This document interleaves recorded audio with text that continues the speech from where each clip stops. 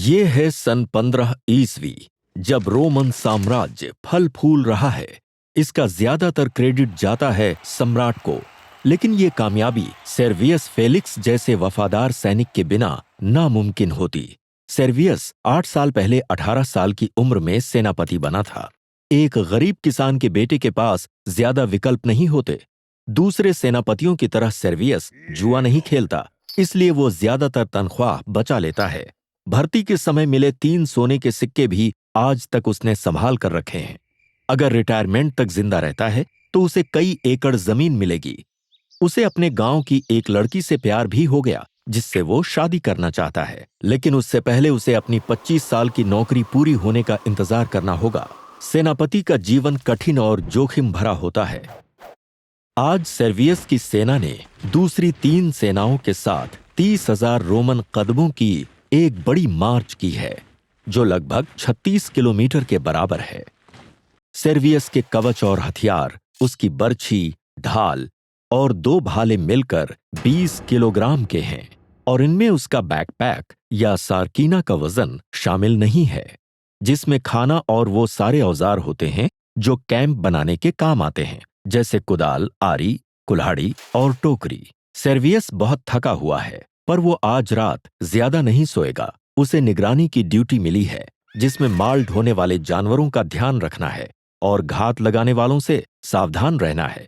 Duty के बाद भी वो जाग रहा है। आने वाले दिन का डर उसे अपने सबसे बुरे सपने जैसा लगता है। सुबह सेर्वियस अपने टेंट के 7 साथियों के साथ नाश्ता करता है। वो एक परिवार जैसे हैं, सबके शरीर पर जंग के निशान हैं।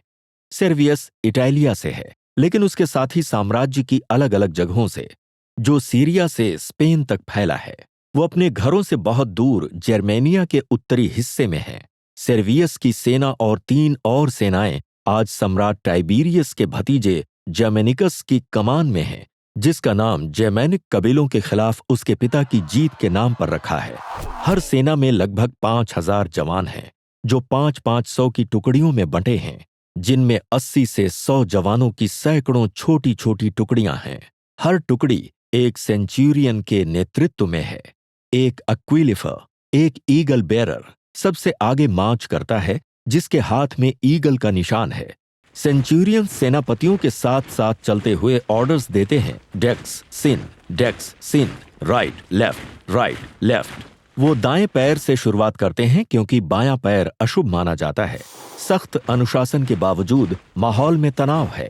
पिछले साल यहाँ कुछ टुकड़ियों ने तनख्वाह बढ़ाने और काम में कटौती करने के लिए विद्रोह किया था। सिर्फ उनके जनरल का दबदबा और उनका मनाने का हुनर विद्रोह रोक सका। आज की मार्च सिर्फ 30 किलोमीटर की है। जर्मेनिया के दलदल और जंगल साम्राज्य की सड़कों से बहुत अलग हैं। आगे बढ़ने के लिए उन्हें जो रास्ते और पुल बनाने पड़े, उसमें इतना वक्त लगता जितना लड़ाई में भी नहीं लगता। आखिर में वो अपनी मंजिल तक पहुंच गए। सेर्वियस इस जगह को अच्छी तरह जानता है। ये ट्यूटोबर्ग फॉरेस्ट के बाहरी इलाके की एक खुली जगह है, जहां 6 साल पहले सम्राट ऑगस्टस के राज में जर्मैनिक कबीलों ने अपने मुखिया अर्मीनियस की कमान में 3 सेनाओं का खात्मा किया था। एक संकरे रास्ते से आगे बढ़ती हुई 3 सेनाओं पर जोरदार बारिश के दौरान जंगल से हमला हुआ और वो फंस गए। रोमन्स के लिए ये अब तक की एक सबसे बुरी हार थी, जिसे ऑगस्टस कभी भूल नहीं पाया। सेर्वियस जिंदा बचे कुछ लोगों में से एक था। सेर्वियस को आज भी सपने आते हैं कि उसके साथी वहीं पड़े हुए हैं, लेकिन अब सेना मृतकों को पूरे सम्मान के साथ दफनाने के लिए वापस आई है। इस काम में मदद करते वक्त उसे ताज्जुब हो रहा है कि जिनकी हड्डियों को वो समेट रहा है, क्या वो उन्हें जानता था? कई बार उसने जोर से रोना चाहा, पर वो अपने काम में लगा रहा।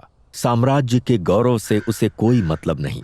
वो तो बस एक छोटे से फार्म में अपनी होने वाली पत्नी के साथ रहना चाहता है, अगर ईश्वर उसे 17 साल और जिंदा रखे तो। इस चैनल को सब्सक्राइब करना ना भूलें, ताकि आप कुछ नया सीखने का मौका कभी ना गंवाएं।